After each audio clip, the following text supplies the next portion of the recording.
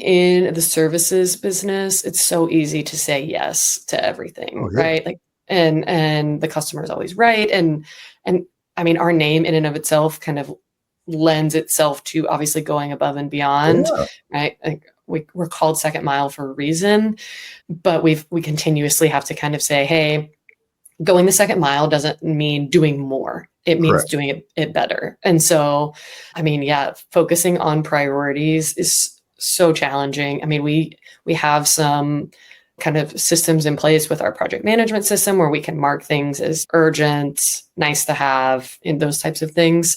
But also so much of it is, I mean, we have our team does check-ins throughout the week. And so in those check-ins being like, hey, here's what my priorities are. What are your priorities? Right. And then making sure that those are in alignment. Normally, I bring on subject matter experts to help you learn how to do more by doing less. This episode's way cooler because I brought in Hannah Lee, CEO of Second Mile Digital Marketing Agency.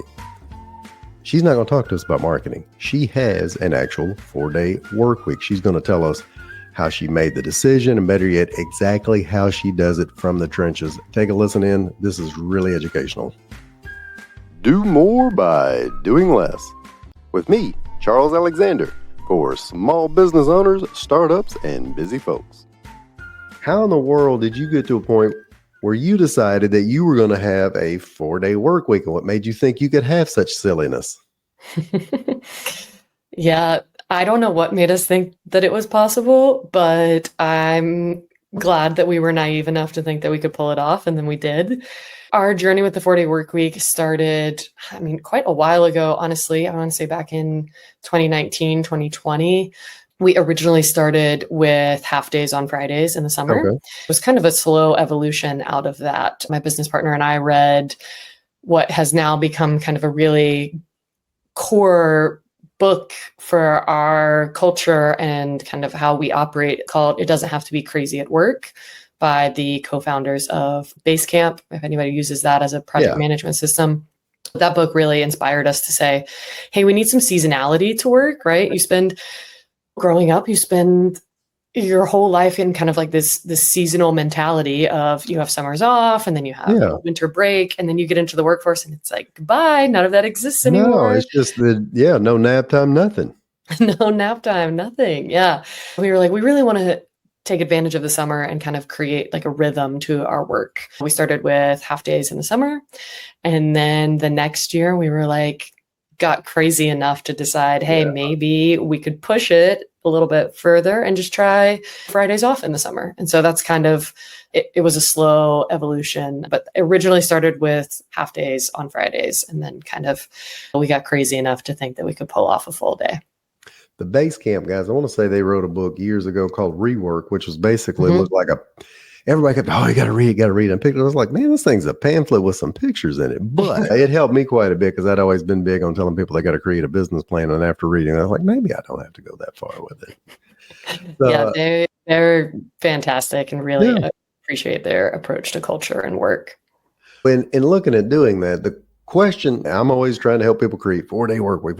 And the immediate question I always get, well, how do I cram everything into 4 days? And then they when they ask me that, they're not even asking for an answer. They're asking in a smart aleck teen sort of way, like, well, how do you do that? So in asking you, assuming not possible. Yeah. Right. So me asking you, when you guys first go around, when you're doing 4.5 days, are y'all cramming everything into 4.5 days, or did you have a different approach? What'd you do there? Yeah, I think looking back on the 4.5 days, there was a bit more of the cramming. And then when we decided to make the shift to the 4-day experiment, there was a lot more intentionality behind it. Instead of cramming, we said, hey, we need to get really smart about the things that we do say yes to. And be more strategic about the types of things that we commit to. And hey, we need to find 8 hours of things that we can get rid of. And so it was a lot more strategic and it was less cramming and more about reduction. So saying no, being more efficient, being more effective. And so that was a huge piece and a lot of that stemmed from meetings. You'd be shocked at how time consuming meetings are and how little value a lot of times those meetings are producing. So yeah, it was less cramming and the second go around and more proactive of, hey, we need to get some time back. And because we're not going to be able to cram 8 hours of work we're not going to be able to do 40 hours of work and 32 hours of work. The math doesn't math. So yeah, when those business owners are like, how do I do that? And I don't blame them. The math doesn't work out. It's just something's got to go. And that's so in the very first rendition of this, you guys looked at what do we eliminate, which is my favorite step, by the way. And just a quick reminder for anybody watching, listening, this is digital marketing and all other fun things that entails, HubSpot, web design. And a lot of the folks I work with are in that realm. When you say we eliminated some meetings, I know everybody kind of applauds that and loves it. And then secondarily, they get a little nervous because anytime somebody pitches a meeting or proposes a meeting, if you're in the agency world whatsoever, you feel like you are required to take it. So how did you guys handle figuring out what, let's say, and I know it's more than meetings, but what meetings need to not be meetings, need to be an email or nothing at all? And then how did you go about approaching that with the people that were pitching you guys meetings or how you were pitching each other meetings? Great question. So, I mean, the first thing around reduction in meetings is, just kind of changing the ethos and the culture around what constitutes a meeting. For us, the new default became, does it need to be a meeting is the first question. Right. In order to be a meeting, it needs to be collaborative. Doesn't need to just be a one-way stream of communication, right? That's an email, but it needs to be some type of dialogue. Things that make for a good meeting would be something that requires brainstorming, high degree of collaboration, conflict, right? Those are things that need to happen where you can read tone, body language, be able to bounce ideas off of each other. Single stream communication is not a good format for a meeting.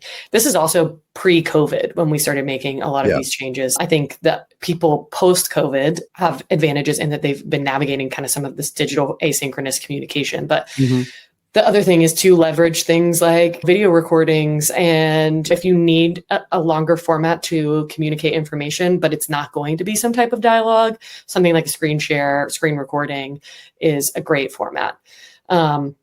And then a couple other things are we set up bi-weekly check-ins with our clients or monthly check-ins. So our clients know when they're going to be able to get FaceTime with us. And I think that reduces the need to say, hey, can we jump on a call? They know there's a time and a place for those. And of course, if it's super important, we're going to take that call. But having kind of some structure around that is super helpful. And then when it comes to internal meetings and external meetings, the default is 30 minutes or less. Given you'd be surprised, most people default to an hour. And Not surprised, unfortunately. Yeah. Good. Yeah. Everybody else, please don't be surprised if the default is 30 minutes. You automatically cut the meeting down by 50%. The thing with a 4-day work week, a 32-hour week, is the tasks will fill the time, right? So if you set the meeting for an hour, people are always like, let's book an hour. And if we get done early, then you get that time back. No, you don't get that time back because it will probably extend the full hour. Yep. If you have a suitcase and you're going to get on a plane, the odds that you fill that suitcase to the max are pretty high. Yeah. You have the space, you're going to fill it.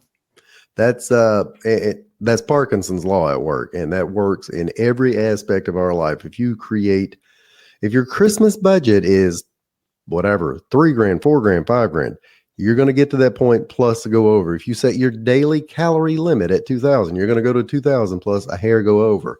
And that is the exact same time. Anytime we have a project, a meeting, we set our time limit, we're going to run to the time limit. And that's, I couldn't agree more. I used to I still do a lot of one-on-one coaching, and it used to be in person for an hour. A lot of times I'd be done in 35 minutes. And then for the next 25, we would fill it. And I know people can always create justification. Well, but that's where the good stuff happens. Not always. Yep. Sometimes it's just filler. Yeah. And another thing I think is having intention behind a meeting. Yes. I've heard the no agenda, no attenda is pretty popular saying, and I feel the same way. If there's not an agenda for the meeting, if it's not pre-thought out, then it will end up having unproductive ineffective time. And when your time is already inherently reduced, making sure that you're making the most out of that time is so important. We're into like one of the first steps I always talk about is eliminating some stuff. People heard you say communication with clients, but then I'm sure they cringed.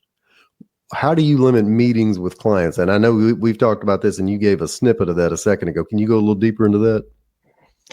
Yeah, the reduction in meetings with clients. I mean, so obviously that relationship component is so valuable. And I think a lot of it in terms of eliminating the meetings is our clients know that because we're so intentional with our time, we're not going to waste their time. And I think they value that. And so as we've made this transition, we also tend to attract clients and people that want to work in a similar working style to ours. So they want to be super effective. They want to be super efficient. They don't want to have their time wasted with meetings. I mean, internally, we use a meeting rating system. At the end of our meetings, people have to rate the meeting on a scale of 1 to 10. Anything below an 8, we need to have a conversation about. And so we've carried that forward into our meetings with our clients. We're not going to meet with them just to meet with them. We really want to run good, productive, valuable meetings. I think it's a combination of those things, right? They know we're available if we need to have a conversation. We do have those meetings set up. And then, we communicate in a way that hopefully, and we've gotten this feedback, shows that we value their time as well. Yeah, the reduction in meetings is, you'd be surprised at how efficient you can be with something like a video recording. Yeah. And by running a really good meeting, you can pack way more into those 30 minutes when it's intentional, well thought out, and structured than you can in 3 30-minute meetings over the course of the month. How do you limit what you called asynchronous communication? And for most folks, that's email, Slack, DMs. And when I say limit that, I don't want folks to think, all right, well, we're going to cut down on interpersonal time. We'll just be pinging back and forth all day. Do you have a process to batch or decrease that? Yeah, because I mean, that's definitely has the tendency to be a distraction. Yep. In the workplace. Internally, we don't email each other. We do not communicate back and forth via email. Emails exclusively for client communications or prospective client communications, other vendors, things like that. Internally, we keep all of that on Slack or in our project management system. In our project management system, that's where we're communicating kind of slower messages, things that can take more time, things that require less kind of immediacy. It's happening in project communication or project management system. Slack is reserved for kind of those more immediate conversations that need to happen.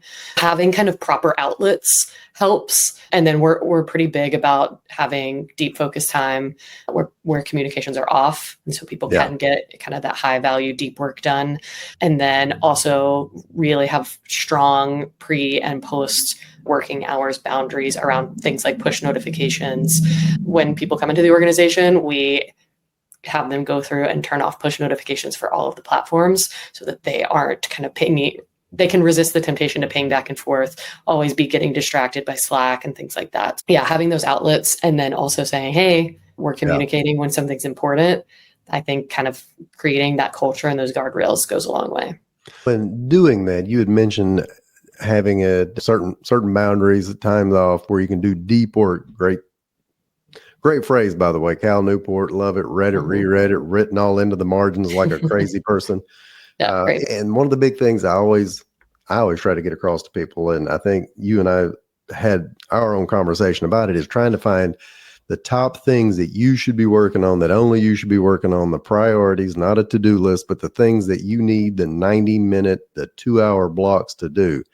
When you guys went from 5 days to 4.5 days to 4 days, what did you do in order to identify what those priorities were? Whew, yeah, great. Absolutely, right? It's especially in the services business, it's so easy to say yes to everything, right? Like, and the customer is always right. And I mean, our name in and of itself kind of lends itself to obviously going above and beyond, right? Like we're called Second Mile for a reason, but we continuously have to kind of say, hey, going the second mile doesn't mean doing more. It means doing it better. And so, I mean, focusing on priorities is so challenging. I mean, we have some kind of systems in place with our project management system where we can mark things as urgent, nice to have, and those types of things. But also so much of it is, I mean, we have our team does check-ins throughout the week. And so in those check-ins being like, hey, here's what my priorities are. What are your priorities? Right. And then making sure that those are in alignment. But it's totally still a work in progress to say, hey, we need to be spending our time and energy on the most valuable things. And I mean, I struggle with that pretty consistently as well, especially when you're building a business, right? At first it's all on you, and then you start to delegate, and there are parts of you that still want to hold on to the things that you used to do. Yeah. But constantly asking myself, am I actually the best person for the job? And when your fun ego likes to get in the way and say, I'm the only one that can do it, chances are that's not actually the case. It's just an ego boost at play. But you're the CEO, you got multiple employees. How do you, and I know you change it regularly, have you kind of got nailed down to like the top 3, 4, 5 things that Hannah should be doing that makes everything else go smoother?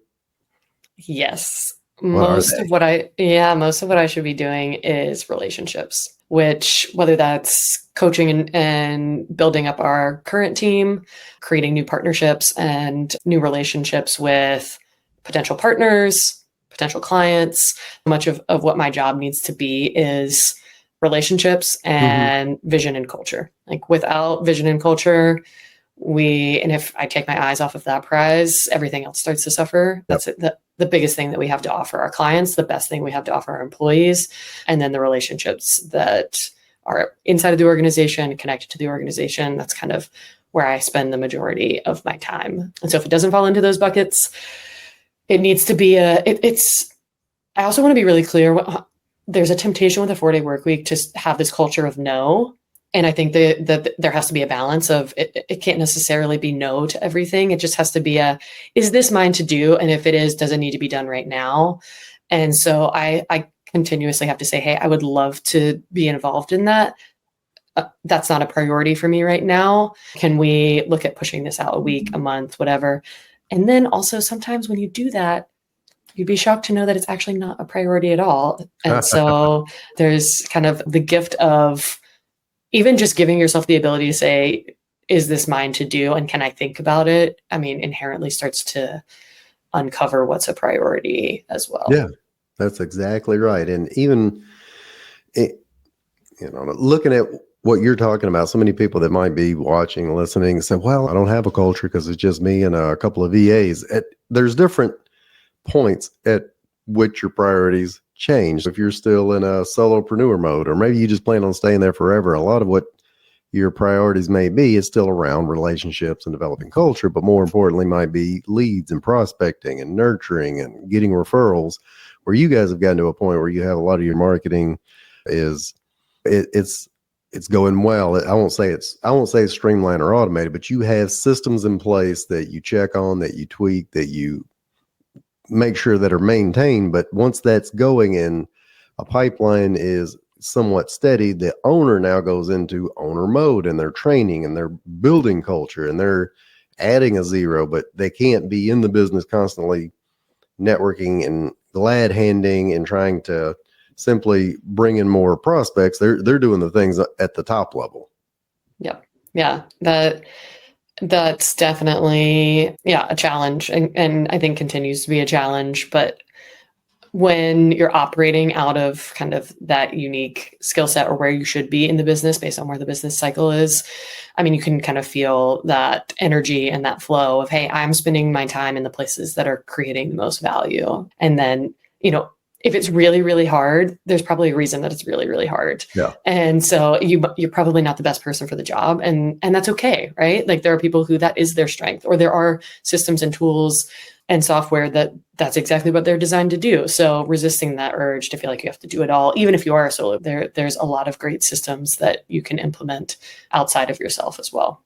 When talking about some of those systems, one of the things I really have done for myself and have worked with other people on is when you still have priorities, but even like low level priorities, more to-do list style, not your EO, not the stones or the rocks, but the pebbles that you're still in charge of. Do you guys do a good job of batching those together? Or do y'all just scatter them throughout the week? How do you handle those? Yeah, we're really focused on batching right now. And so even batching meetings, we're always tinkering and playing around with this whole experiment. But yeah, really even batching our meetings and batching the types of meetings. So Mm-hmm. on Mondays, we're doing all of our internal meetings. Wednesdays are external client meetings. Tuesdays and Thursdays are reserved for more deep work, especially Thursday afternoons, kind of wrapping up the week. Yes, definitely have a focus on batching. And obviously things come up but as long as the batching is the intention, you're going to get a lot closer than not having that structure in place at all. Yeah, we're big fans of being able to do some batching. And we also try to encourage our employees and ourselves to take focused time off where you don't have any meetings at all on Right. the calendar and you can just really get into that flow. Because I mean, I think hopefully we've all experienced that. You look up and you're like, where did the time go? That's the best feeling in the world. And you're like, I just got so much done. I was totally Yep. focused and in the zone. And so trying to create as much of that as we possibly can is super helpful. The batching piece of the puzzle. I love that you guys do that with meetings and you have them internal days and external days because that's a different energy and a different vibe. But you can, for those of you that are still handling the admin tasks, you can batch those together. If you got data entry, or if you have, some of you still entering your QuickBooks, if you batch all of that together, don't skip around throughout the entire week because your energy gets scattered and you don't get what Hannah just described as that deep work 90-minute period where you crushed some project, or you finished a proposal, or you created the greatest piece of content that you can reuse over and over and over. Mm-hmm. Yeah, definitely. You've batched some stuff, you've eliminated some stuff, you figured out your priorities, and you'd mentioned systems a couple of times, and I'm sure that you could go on endlessly with this, especially being in the programs that you guys use. Can you give us some ideas of what are some of the things you automate? Yeah, we are big believers in, so automating is definitely a key piece of the puzzle, but even just standardizing and templatizing. Like, I think people feel intimidated sometimes by automation, but if you're doing a similar task or sending a similar email, create a template, right? Yep. And having those templates is kind of base level. And then once you have the standardization of the content, then you can start looking at things like automating. I mean, a lot of the things that we're automating is like, for example, I have email sequences for commonly used follow-ups. Those are getting automated. And then once someone books a meeting, there's certain automations that kind of flow into our process, whether it's opening a deal or notifying people. And then same thing, like, for example, once someone signs up with us and comes on board, there's automations that start triggering our project management system in the back end so that we can, schedule that kickoff call and get the internal team ready to go. Yeah. Those are a couple of examples of some automations that we have in the mix. And then in order to be able to do those automations, you have to make sure those systems are integrated. So much of the manual work that's happening is because systems aren't talking to each other, which that's our whole business, is making sure systems talk to each other. So I would say a prioritization around step one, get it standardized. Step two, then automate and integrate is kind of the way to be thinking about that. Can you name names, like a couple of automation tools that you guys like that would be low-hanging fruit for somebody else? Yeah, definitely. Our tech stack, I have no problem running through our tech stack. We are on HubSpot. HubSpot does a lot of automations for us. And the great thing about HubSpot is it has a tool similar to Zapier that's built into the product. So you don't even have to think about kind of a third-party tool a lot of times. HubSpot also has native integrations with some of our other tech stacks. ClickUp, we have automations in ClickUp. That's our project management system. HubSpot also integrates with QuickBooks. That data is automatically getting populated back and forth between the two systems. And then we also use Slack. We have like automatically recurring and scheduled messages that go out. Mm-hmm. And thankfully, HubSpot also integrates with Gmail. So same thing, can schedule and automate some of those email communications as well. I'm trying to think. I think that's the majority. Those are like the main pieces of our tech stack. Yeah. And that's what I try to explain to a lot of people who are yet to really tackle anything. They're waiting on this one magical, one size fits all, never fails a tool that everything goes into one. And let me know when you find it. I was going to say, man, when you find that, let me know. Cause I've seen and there's a lot of good ones out there. HubSpot does a bunch of different things, but there's still a few things it doesn't do well. And mostly what I see is like an automation tool that does one thing really well. And then Right. well, we're all in one. What are they all in one? Well, they went and figured out how to do 8 other things poorly, and they Mm-hmm. do it all under one roof. And you'll see that quite a bit under a lot of different marketing tools. And somebody will say, well, we use, I'm not picking on them, we use Kajabi and it does everything. Well, actually, it does this 1 or 2 things, and then it does this other 4 or 5 things. But we have to do a workaround with it. Just get used to the idea. Tech stack, the term Hannah just used. I'm going to have to use multiple things until we fall into the matrix, and then we can just get our head plugged into the wall and take the blue pill, and we don't have to worry about it. We're not there yet. Yep. Yeah, for sure. That leaves just a few things left. We're automating, we're eliminating, we batched, and for you have figured out what to outsource as the CEO. Have you guys figured out what other things? Do y'all use people outside of your agency for anything, or y'all do everything in-house? I mean, we definitely have contractors that we can scale up. And so, yeah, that's a big piece for us. We have some core contractors, and then we kind of have some peripheral contractors, and all, like, we wouldn't be able to do what we do without kind of that additional support, other vendors and other agencies, because we can't do it all. For example, we use a great bookkeeping team. We outsource. We have a fractional CFO. So I think when I'm thinking about outsourcing, it's like, hey, we're a RevOps agency and a HubSpot partner. We're not going to be great at, bookkeeping. That's where you bring in kind of those all-stars who are really skilled and talented at what they do.